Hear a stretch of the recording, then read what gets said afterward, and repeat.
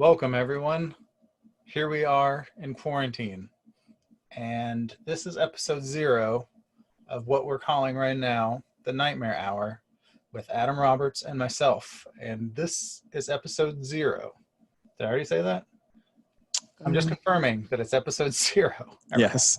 This is not our typical episode. We're kind of going to spend this time introducing ourselves to you. You can contact us by means that we have not established yet. And we'll talk. And this is just kind of what, Adam, you right before we started, you were really like talking about what we hope to do with this podcast and what our format will be and what we kind of hope to do. So why don't you talk? So you're passing the torch already over to me. Yeah.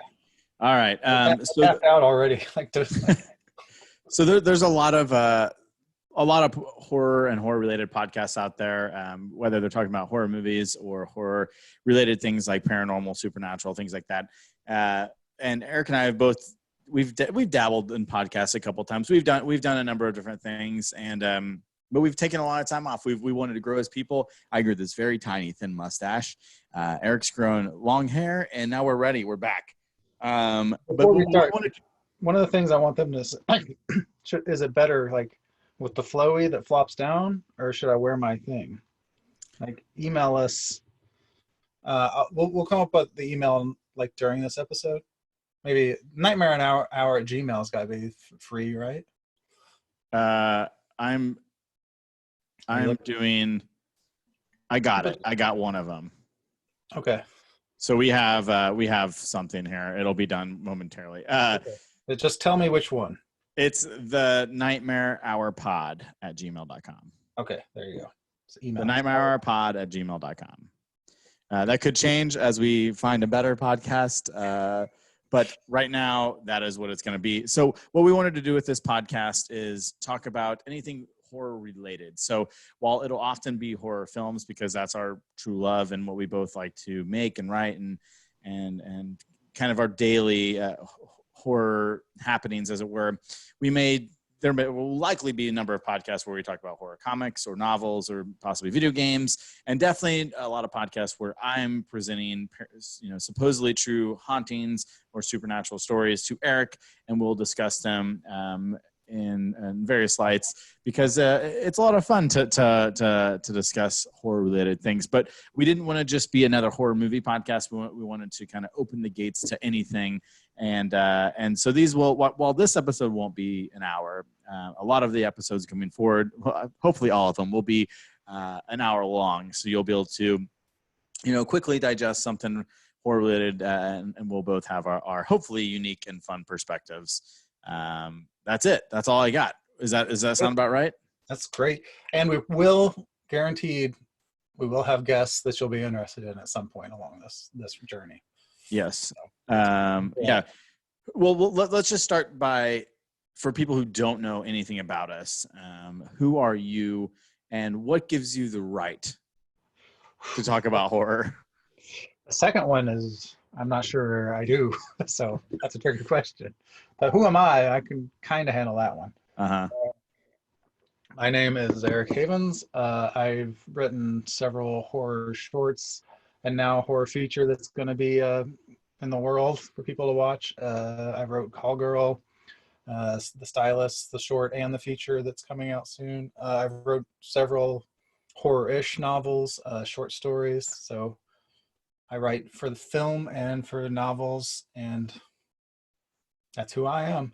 The right that I have to be here is I love this stuff. Like, I was a little young lad exposed to this far too early, and something in it just clicked for me. Like, I think horror gets a really bad name, or like a really bad like association for a lot of people, like degenerates, the gore, and all this stuff. Like, people just kind of ignore it, and it's such a beautiful, I'm gonna say it, it's a little pretentious, but it's like such a beautiful like genre for art. Like, there's so much that can be contained in horror, like grief, so many human emotions that can just be explored in horror that can't be explored in other genres, in my opinion. Now I'm rambling. You want to go? Who you are? Who are you? No, I think you were doing a good job. I think Well, I'm Adam. I'm the other half of the microphone. And right now we should say that if there's any like mishaps with audio quality, it's because we decided to restart the podcast during quarantine. So we're doing this in different cities. So this won't always be the case, but maybe often will be because we do live in different cities. But we will try to do it in person as often as possible. But I'm Adam. I am a guy who has done some stuff. I've written movies. I've directed movies, a lot of them in the horror spectrum. I co-founded Panic Film Fest with my friend Tim. I own a movie theater in Kansas City called Screenland Theaters. And yeah, I just love horror films. Yeah, and that's kind of what this podcast is going to be, just kind of discovering who we are and where our love for horror comes from. So I think that's how we met. I think it was Lords of Salem at your theater, like we started chatting about. No, I did not show Lords of Salem. But that's what we started chatting about at your Oh, yes. Yeah. That's very possible. Yeah. Yes. Yeah, it was some, because I did some, I still do from time to time, some film critique and articles and stuff for Downright Creepy as well. And I was there in that capacity as like a film critic for some. It might have been the first. I think I knew you before the first Panic Fest, though. But yeah, I think that's correct. I think we met before that because you were. I think you came to the theater before that because that was in April. Yeah. Yeah, I remember speaking to you. I think I was working a table for something for Downright Creepy, and we just started speaking. Were you? Did you do the Walking Dead with Tim? Yeah, I did. We did the. So that's what it was, probably. Probably. Yeah. That's how long ago this was. Is that it was season 1 or 2 of The Walking Dead when like it was. Tim and I did the like post cue like talking like we did the original Talking Dead before Talking Dead was a thing. So that's true. Yeah, so we've known each other, I guess, for 8 years ish. Yeah, almost a decade. Yeah. So we've done several things together too. So yep. So what was the first horror film? Well, we'll take this 2 different ways, and they may be the same answer, right? Mm-hmm. Because I think for me it is the same answer. But what was the first horror film you saw in theaters, and was that the same horror film that set you on a trajectory of your love for horror? The first horror film I ever saw was Halloween 2, and Rob Zombie's Halloween 2. You stop that. 2 years ago, I saw that movie with the white horse and the grunting Michael. You're a young 18-year-old boy. I do remember this. No, the Rick, what was his name? Who directed Rosenthal?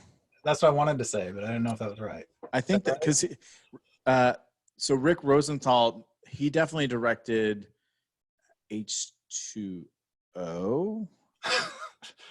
Your hands look like you're Googling. I am Googling it, so you can keep chatting. I want to say Rick, but anyway, yeah, it was Halloween 2 in the theater. Yeah, Rick Rosenthal. And then and he did H2O, right? I don't know, honestly, but probably. No, he did Resurrection. Oops. Ooh, Rosenthal. But he did 2 in Resurrection. Oh, poor Rosenthal. But anyway, yeah, Halloween 2. My mother wanted to see it badly, as most people probably did, because the first is a fantastic film. And she had a babysitter all lined up for me. Fell through. So she had tickets, because this is before like the internet or anything. So she had gone and bought these tickets. She had paper tickets in her hands. What is she going to do? Not go? No, you're going to take your kid and go see Halloween 2. So she took me, and I was 4 years old. This many. And I remember like Halloween 2 starts with the very end of Halloween 1, like when he gets shot off the balcony and falls down. That's about all I saw before I hid under the chair. I remember that. But I remember after that, just like peeking over and like looking and watching and being mesmerized with this. Because this is, I mean, honestly, I mean, what had I seen at 4 years old? But it's like unlike anything I'd seen before. And it just did these things that grown-ups try to shelter you from. And it's just like all this stuff happening. I mean, boobs, boiling alive, blood. Like, I think that one even has a cat jump scare, like the old horror cat scare, I think. Yeah. Like when the fat security guard goes downstairs, I think there's a cat that jumps out there. Because why not? Because they're in a hospital and there's cats among everybody. But from there, I was in love, but I was still terrified. Like I remember, like I want to say it's like the USA Up All Night with like the Rhonda, whatever her name was. Like they played the Friday the 13th at that point, and I remember begging my mother to stay up long enough to watch those. And again, because every Friday the 13th pretty much has like a 15-minute like flashback to the last movie. Yeah. That's as far as I'd make it. I'd see like someone impaled on a door and be like, I'm out. So that's kind of where I grew from there. And yeah, I grew up a latchkey kid, really poor, and I lived like 6 blocks from a library. I'd go there, and the stuff they had at the library was, I think, a lot of stuff that kids hadn't seen, like we didn't have access to back then because I'm old. So I'd see like Night of the Living Dead and some of the Italian movies, some of the old, like the Frankensteins, like the Universal monsters and stuff. So that's kind of my background, and I just could not get enough. And I read the books. I read horror books. There's something about it, like just facing the darkness was always, that sounds really emo, but like facing the darkness is always something That's the name of our first season of this podcast. Yeah. Okay. That's the episode name. If there were a season, Facing the Darkness. What was there a film that, so you were 4, you didn't have like a choice really to see that. Mm-hmm. Was there a film like maybe when you were like 12, 13, 14, 15 that was the first one that was your Halloween too? Like your mother was very excited to see that, but was there one that you were like, this is my choice and this is my money and I'm going to go see this movie and maybe sneak into, or whatever the case were? Was there like theatrically, was there one that you remember seeing? I think I want to say, I can't remember exactly because I'm old, but I remember we bought tickets for Unnecessary Roughness with Sinbad, the football movie. Mm-hmm. Then we snuck into a Nightmare on Elm Street movie, and I want to say that it was New Nightmare, but I'm not entirely sure on that because I might have been old enough to go see that at that point. But I do remember it was a Nightmare on Elm Street movie, and we went there. And you remember that Necessary Roughness was the one? Yeah, that was the one we bought tickets for. Unnecessary. Well, yeah, it was Necessary Roughness. Sinbad and Kathy Ireland. And Scott Bakula, I believe. So it would have been in 1991 is when that film came out. So it would have been Freddy's Dead: The Final Nightmare. There you go. See, all, like when you get to be this age, kids, it's just all like chaos up here. Yeah, but that was a. I haven't. So I'm rewatching those films. We won't talk about them now, but maybe in the future. But that was.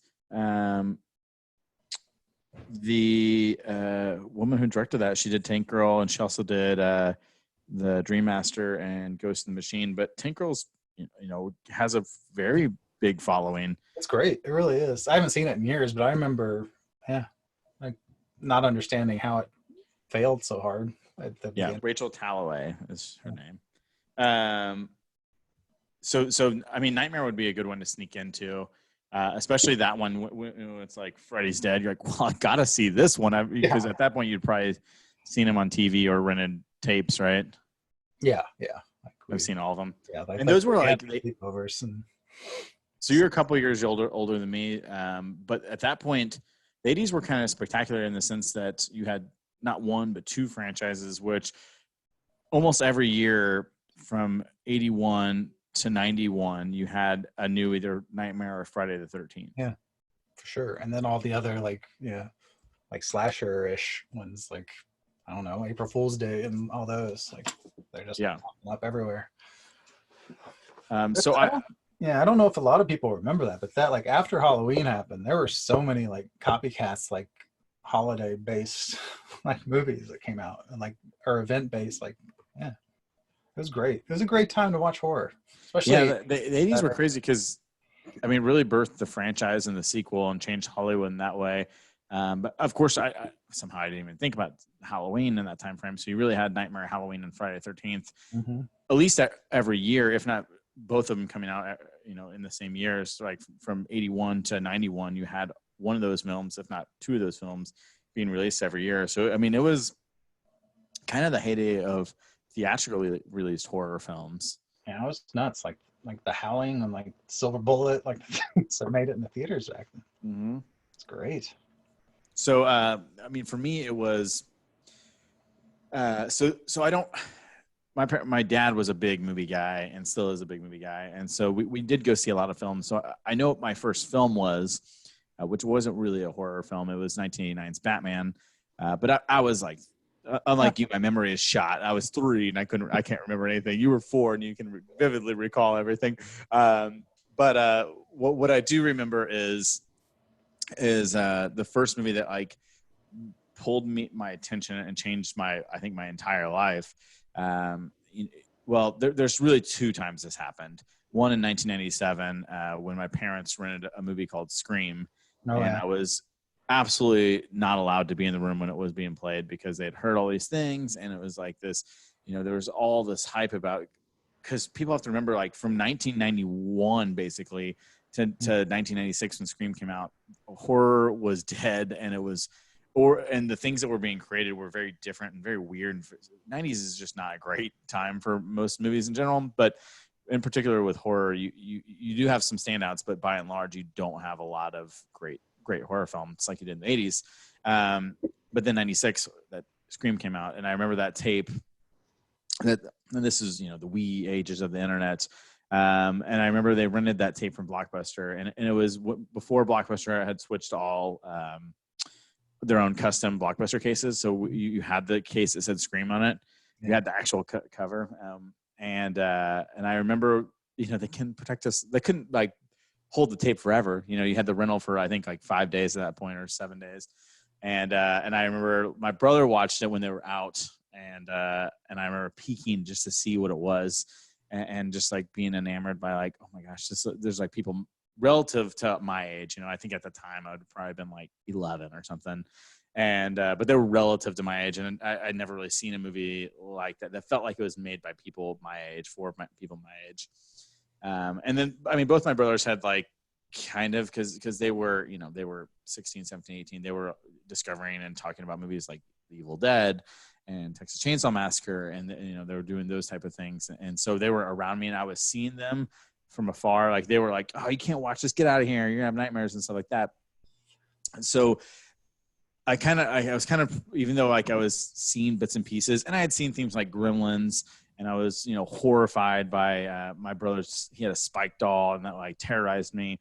And I'd seen Child's Play enough to know that like toys coming to life to kill you was horrifying, but I never like watched up till 13. I don't think I hadn't watched anything that wasn't on TV. Like our local channel UPN, they had like afternoon matinees, and they would play like the Nightmare on Elm Streets, but they were all like so edited and like so cut down, and you'd usually just jump in halfway through and you're like, I don't really know what's happening, I'm 10 years old. So it was pretty harmless, and the commercials made it less scary and all that stuff. So, but it was winter, it was January of 1999. I remember when I saw when word came out about a film called The Blair Witch Project. Ooh, yeah.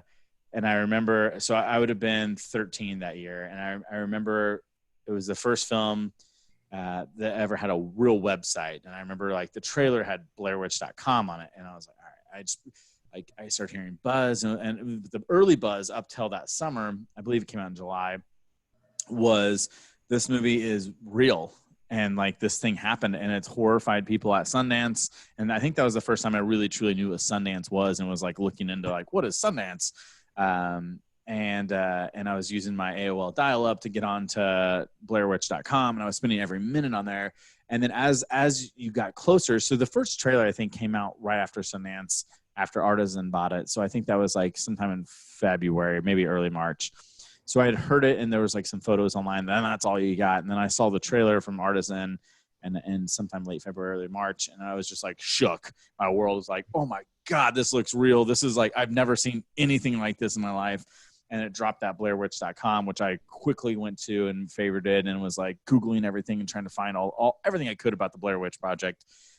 Which again, at the time, I guess like my love for like mystery and like supernatural and paranormal was growing. And I guess that's kind of where this podcast maybe comes from a little bit. And my love for that stuff is because of how deeply rooted the filmmakers that created the Blair Witch really gave to us. And I remember all I wanted that year, my parents were getting a divorce, And I remember all I wanted, and my mom, we chose to live with my mom, and we were, not very wealthy at that time, very poor. But and my birthday was in October, but all I wanted, and I said, like, for my birthday present is tickets to the Blair Witch Project. I want to see it. My hype level, like they knew my hype level was out the door, because all I did was like go on the website and like watch the commercials, and whenever the commercials came on, I'd turn it up. And the commercials were all variants of each other, but it was just like perpetuating this true story. And then the Sci-Fi Channel, like, Curse the Blair Witch came out right before the movie, and I was like, Jesus Christ, this movie is going to be insane. Like, are people not talking about this movie? And then it was July something came out, and I remember I got 2 tickets. I didn't have to go to school that day. I went to the early show on Friday at 10 a.m., which was the first show that then. I don't think they did a midnight show. It was like the time when not every movie had an early show. It was like you didn't, that was Star Wars. I think that was a pretty like limited. They didn't really like. It was still, they were hedging their bets money wise on that. Yeah, and it was actual midnight shows if they happened. Yeah, they weren't like 7 p.m. the day before. Yeah. So I went 10 a.m. the first day, and I watched it, and I just remember like sitting there. I remember walking up and seeing like they had a sign posted that was like motion sickness is blah blah yeah, blah. And I was like, I don't give a fuck. I'm so excited for this movie. And I remember just sitting there and watching it and being like, just like my jaw dropped. And I don't know even who I was with, which is crazy. I know I had to be with, I think it was with my brother. But I remember the impact on me was like nobody was in the room. It was like I watched the movie by myself and experienced it that way. And then I saw it. I spent every like dollar I could to go back to that theater. And I think I watched like 3 or 4 times, but I had to get somebody old enough to take me, or I had to sneak into it. And it was a hard movie to get, because that damn AMC at that time always had an usher checking your age. So I'd always have to get somebody older, but I bet I saw it 3 or 4 times. But that was the first movie that not only made me love horror and all that it could be and what made me feel, it was the first movie that made me feel like making movies was tangible, because it was like the camera that we had at our house that didn't work, but like it was the camera we had at our house. And then it was just filmmakers, and these filmmakers were just regular ass people they looked like my brothers and my, like my friends and stuff. So it was like the movie that just shook my world, and the internet. You had all these things too. It was just like the perfect bubble of like, the supernatural element, the quote unquote real life story and myth.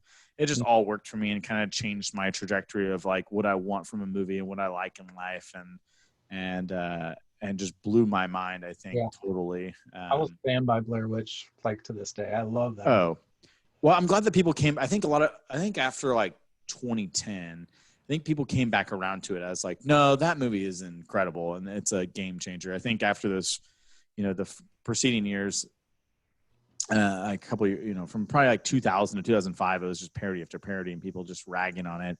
Yeah. And then probably when Paranormal Activity came out, and what is that, like 2008, 7 or 8, something like that. Time. I actually don't know. It might have been later than that, 2007, 8 or 9, somewhere in there.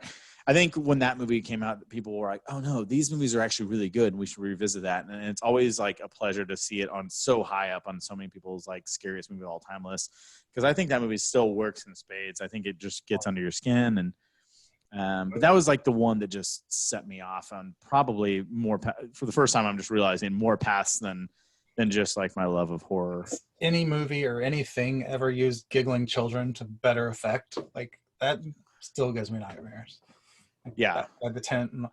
I have a cool Blair Witch story too. Like I was friends with the band here in Lawrence at the time, and they're touring, and one of their stops was in LA. And I'm not sure, like, again, time fades everything. They crashed with someone who was involved in that film. They're like right before it came out. Mm-hmm. And they dubbed a version of it on VHS and brought it back home because they watched it with the person at their house, and then they dubbed it. So I got like a dub of a dub. So remember all the lines that used to happen? Yeah. Which actually kind of adds the effect to that movie. Like it kind of made it cooler. But I remember it had like slightly more scenes, and it had like unlicensed music. So it had like Pavement or something, like something they couldn't afford in there, like when they're in the car and stuff. So like I saw it probably, I want to say like a month before it hit theaters. And I watched it over and over again on that VHS. Loved it. Still went to the theater and saw it, and saw the sign and watched it that time. And of all the times I saw it, this is a shameful thing. All the times I saw it, it took seeing it at the theater, driving home, getting ready for bed, sitting in my bed, and like realizing what it really meant that he's in the corner at the end. like with the payoff of that, and just like remembering the like, yeah, that feeling of realization, like, oh shit, like Yeah. that's why that's so scary. Yeah. That movie is, I think it's a milestone achievement. I think it's probably a film for people for sure. I bet my age, like, we didn't really have 99. There was 99 was one of the best years of movies, of course. I was like the perfect, like, 13 going on 14 was the perfect age to experience all these incredible films coming out. But that was probably the only one that I can think of right off the top of my head, and from 99, that was an independent film made very cheaply and innovatively, much like Clerks was, or El Mariachi or something, like all those early 90s films that were like inspiring to so many of us to make movies. But Slacker, like Slacker and all those movies that were made. But I think this one, because it was genre, was just like, those are just movies about people talking, except for El Mariachi, of course, which is people shooting machine guns everywhere.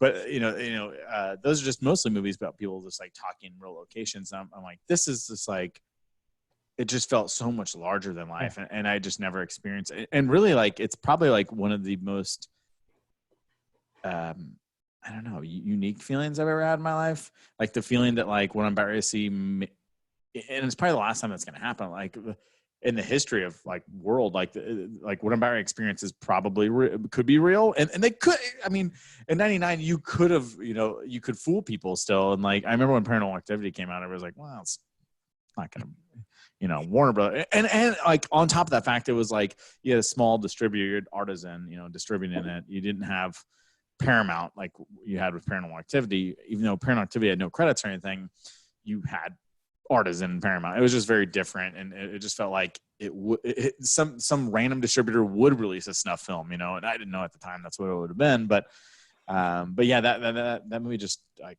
shook me and then put me in different paths. And like, eventually I found like, oh, this is actually like kind of influenced by the Bell Witch and this other myth, and like I was like, oh shit, okay, this is really cool. And like the genius of that film, I think, is that they most of the horror is, well, all the horror is off screen, but they built up.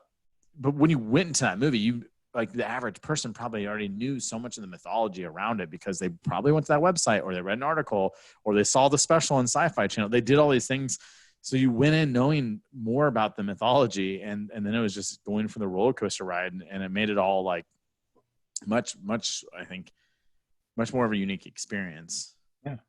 And that's one movie that I will say, if you don't watch commentaries at all or listen to commentaries, that's one you should listen to. Just the way they made that film and how they walk through it, it's amazing.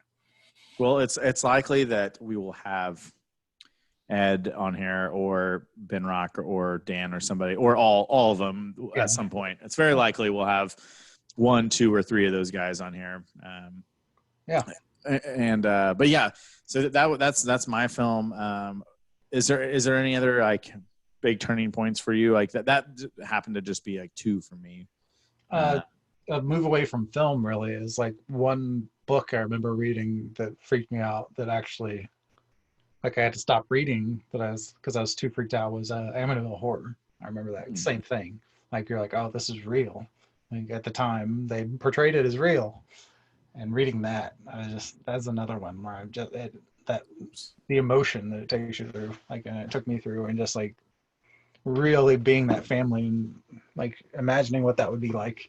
It was intense. What age did you read that? Probably like, I would say 12, 13, something like that. Like, we lived by that library and I was poor, so I read a lot. So, and then I kind of drifted. Like, I obviously read like the Stephen Kings and the Clive Barker and all that stuff, but I drifted towards like the real section. So I read a lot of like.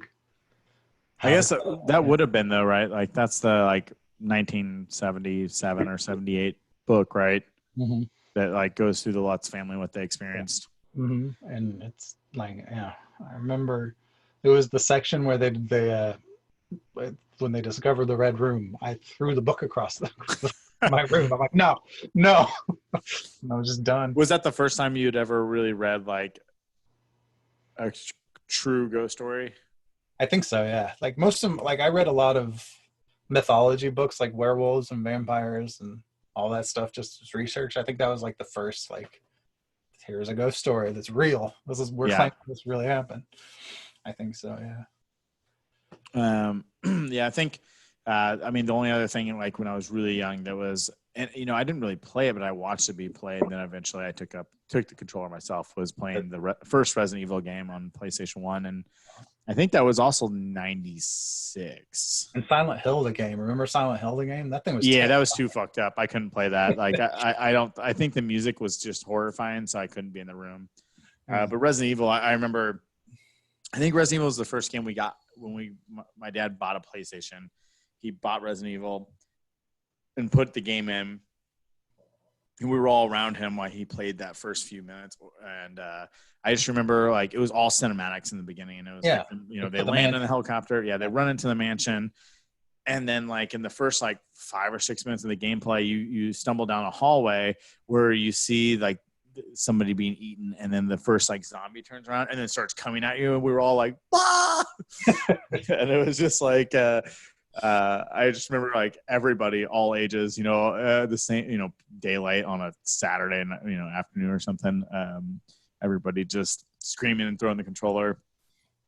But that I mean, that's kind of the, I guess what we as adults, so far removed from those first experiences, that's what we're always chasing, right? The throwing the book across the room, or the enamored with, something like the Blair Witch, or, the communal experience of seeing that zombie turn around and look at you and come after you. Yeah, absolutely. That's what we're going for here. And yeah, well, like you said, we'll be doing movies and books, comics, real stories. Sorry, I'm going to be the skeptic on that part. I always have to do this. Yeah, but even then, you still, and it's not that I necessarily believe, like, ghost stories to me have always been like, I want them to exist, right? In the same way as like, I'm not a religious person, but like certainly I would much rather like there be a heaven than there be nothing, right? Like ghost stories are like the larger than life Santa Claus-y type, like, if that exists, that changes everything. So like those experiences are always like interesting and fun, and just seem larger than life and make things a little bit more exciting to live. Yeah. And I will say, like, we won't get into it here because this is our episode 0, but like I do have my own thoughts on like ghosts and hauntings and stuff. And I don't necessarily think those people are lying all the time. I think people experience things. I just can't go to like, I'm from 1862. Like, I just can't do that. And there's like chains shaking behind them, right? Every time. Mm-hmm. Why are all these criminals loose and they're ghosts? Yeah. So, I mean, I think when we talk about those, it won't be in a, I mean, even we did prior to this, you've never been like a mocking sense. You've always taken it as like an interested, like, oh, well, that could have been this or that, or like, well, if that was true, that's insane. Like, so I think when we talk about those stories, and we'll try to keep it mixed up, I would say I have no idea what this is actually going to turn out to be, but I would say probably it's going to be 2/3 are going to be movies, and then the other third is going to be miscellaneous. And we'll try to keep the movies mixed up, so we're not just another movie podcast, but we'll try to take it. I think our perspective is pretty interesting. Maybe not. Maybe it's just it's 2 white dudes. How can you lose? Yeah. Well, it's how can you lose? Except for every time currently, and like every podcast in the world too. Yeah, but we'll try to at least interject something unique, or try to be unique, and then we'll bring in as many guests and as we can. But we'll give you as much as we can. So during that time in the beginning of this podcast, Eric, you said you can email us. There's no contact. In that time, I registered 3 different email addresses. So the most simplistic one, if we want to go with that, we can go with this, which is actually now nightmarehourpod at gmail.com. So drop so it's just nightmarehourpod at gmail.com. No periods or anything, just all. No periods, just nightmarehourpod at gmail.com. Okay. I also have all the ones that they could possibly fuck up and put in, like the Nightmare Hour Pod and something else. I have another one, but that Nightmare Hour, unfortunately, was taken. I believe I have the Nightmare Hour too, but at Gmail, yeah, I do. Yeah, just stick with Nightmare Hour Pod. Yeah, nightmarehourpod@gmail.com. So I have them all. So if you fuck up and send us something, we'll get it. But yeah, I mean, what do you, if you want to reach out to us, that's cool. What do you want to hear from us? This is gonna be like a chance mostly for Eric and I to hang out and just talk about movies, which we do all the time anyways. But this is gonna give us a little bit of a chance to, watch movies we haven't ever seen or haven't seen in a long time, which is what I've been doing a lot of right now, is rewatching films. What else are we gonna do? Yeah, I'm knocking some stuff I haven't seen in quite some time that I don't remember. But yeah, we'll try to find some deep cuts. I will say that one thing that I'm not particularly fond of that I know, the horror films are a very broad category, and I will just say I don't think either of us are in the real schlocky, hard B films. Yeah, no. So I don't. If that's your bag, you probably won't ever hear us talk about them. There's probably another podcast for you. But if you're looking for some interesting perspectives on classics and maybe a little scene under hidden gems, I think that's our bag. As especially in the independent category, we've seen a lot of films. And then I don't know, everything else we'll cover it all. Yeah, I mean I really do. I like the idea of people sending and talking to us and telling us what they want to hear, and maybe they have films that we've never seen and we can check out and talk about and bring them in and talk about it too. I mean, we're this is the age of this. Look at us, we're looking at each other and we're like miles and miles and miles away. We can bring anybody in we want. Let's talk. Doesn't matter where you are. Well, if we can get somebody from beyond the grave, that'd be really spectacular and send shivers up my spine. Dead pirate. Shivers up my spine. Yeah, well, I think that's a good setup. I think that people know who we are. They know what this podcast is about. I hope. Is this like our elevator pitch or like our commercial? I think people are sold. I think that they heard us talk. I think our little. I guess I didn't retort. You did a retort to my Blair Witch. Halloween 2. I've never been super fond of. I did a rewatch of the entire series minus the Rob Zombie ones last October, and it got a little better. I think I like it, but it leans really hard on the first one. Like if the first one didn't hold it up. Yeah, it doesn't really do too much. I actually, on my rewatch, a lot changed for me, and I could say some controversial things here that I won't say about the series and which one I actually enjoyed the most on the rewatch. You a Resurrection guy?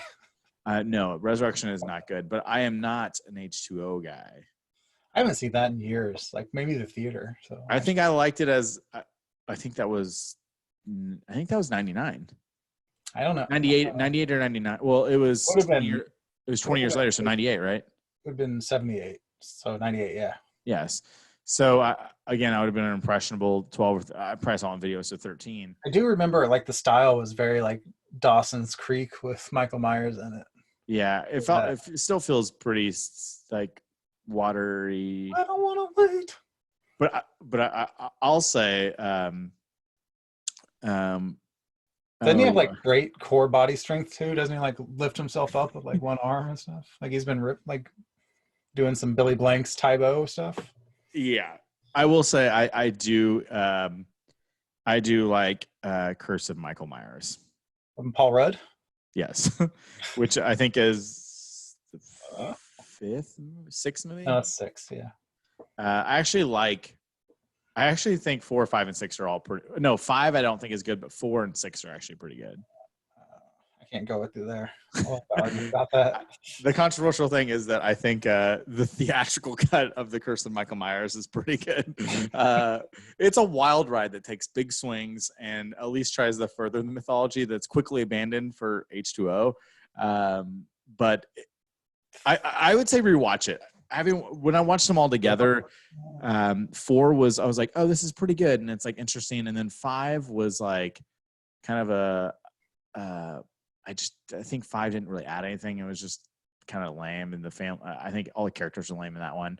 It was kind of like Friday the 13th Part 3, Oh, yeah. which I know is a fan favorite, but I just don't think is very good. Like it's like it's got cool scenes in it, but like Friday the 13th 3 this is where we're just losing everybody. They're all like, oh fuck these guys. Like 3. I think you feel the same way about 3, right? I agree with like I've been rewatching them with my daughter, which is also an amazing thing to do if you're an old man and have a kid that likes horror. Like to rewatch it with kids and like watch their reactions for the first time. Like it brings a bunch of stuff back. And I had a lot of assumptions. Like I thought, like I'm like, oh, 3, that's this hockey mask one, that'll be good. And like, no, it's not good. It's bad.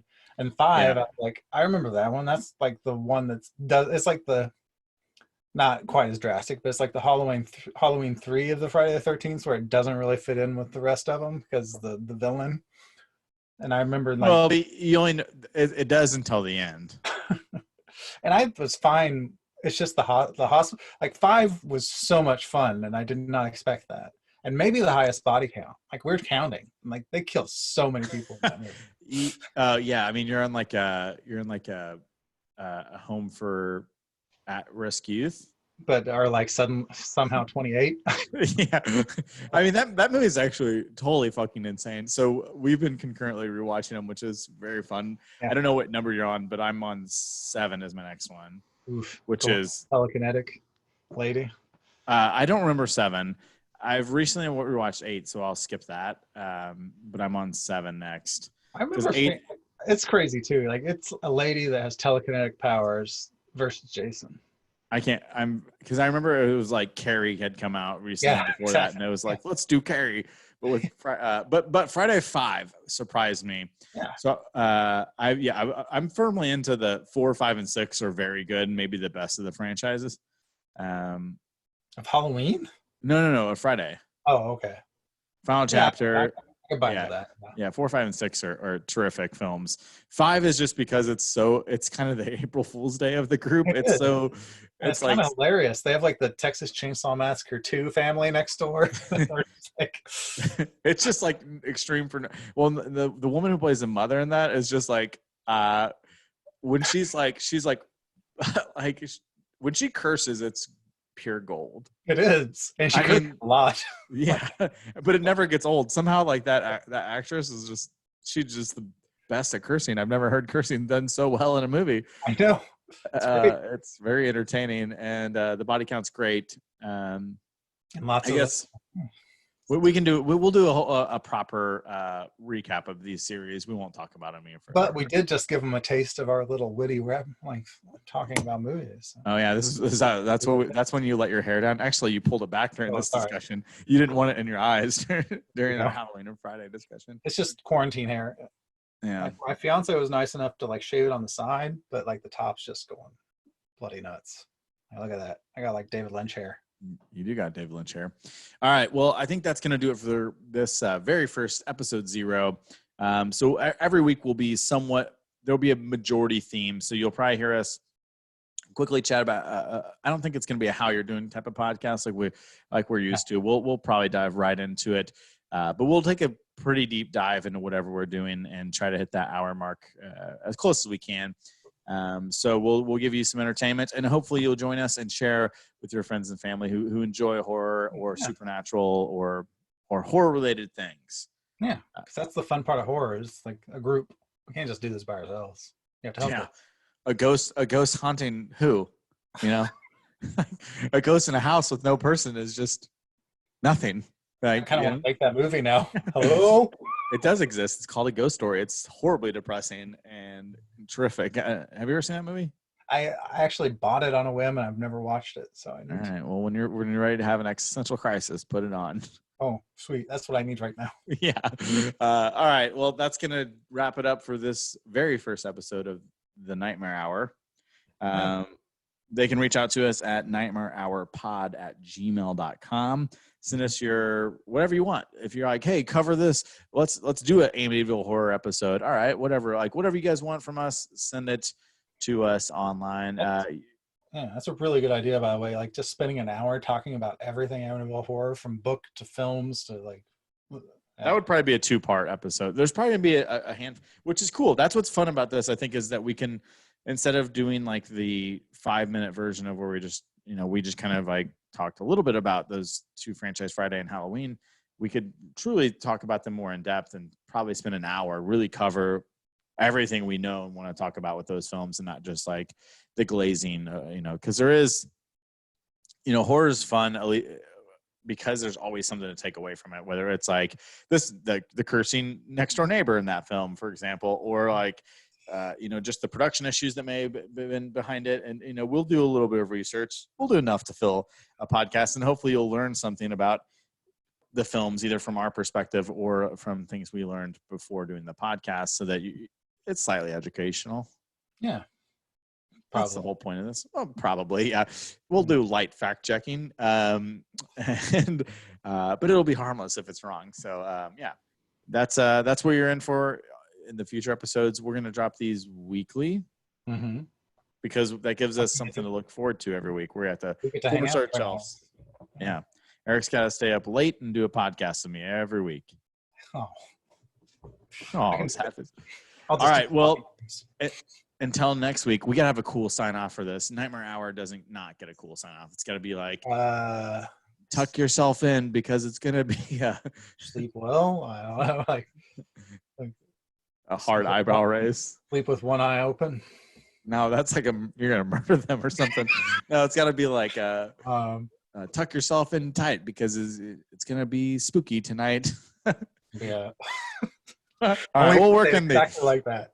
We'll work on the ending, but I think we're almost there. All right. Thanks for joining us. I'm Adam. And I'm Eric. And stay spooky. You can't say stay scared, because, Stephen King. Yeah. All right. Don't have nightmares. They're no fun.